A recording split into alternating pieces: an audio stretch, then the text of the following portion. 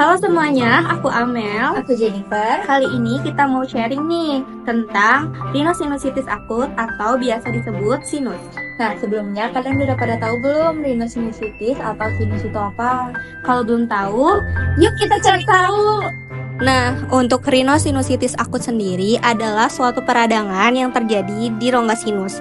Sinus itu apa sih? Jadi, sinus itu adalah rongga yang berisi udara yang terletak di sekitar wajah.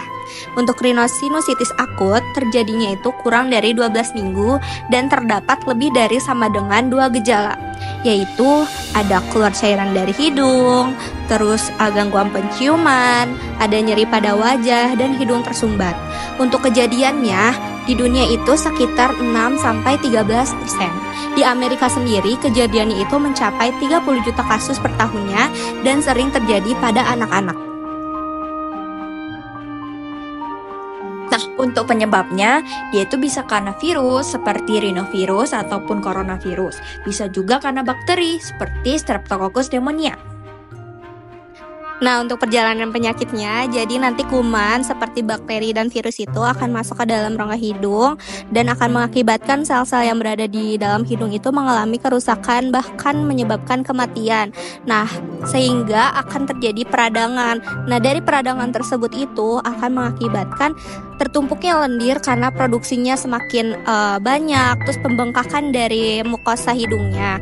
Nah, selanjutnya sehingga akan menimbulkan gejala-gejala seperti hidung tersumbat, nyeri tekan di daerah sinusnya, lalu gangguan penciuman.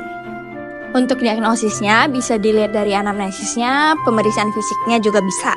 Yang pertama, untuk gejala akut, kalau gejalanya itu kurang dari 12 minggu, kemudian keluar ingus yang tidak jernih, kemudian ada nyeri tekan pada wajah maupun wajahnya terasa penuh.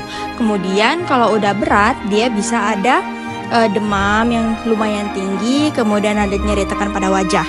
Kemudian untuk pemeriksaan penunjangnya bisa dilakukan pemeriksaan darah, kemudian foto sinus dengan CT scan, kemudian bisa juga dilakukan kultur dengan cairan dari rongga hidung untuk menentukan berat atau tidaknya dari penyakit tersebut.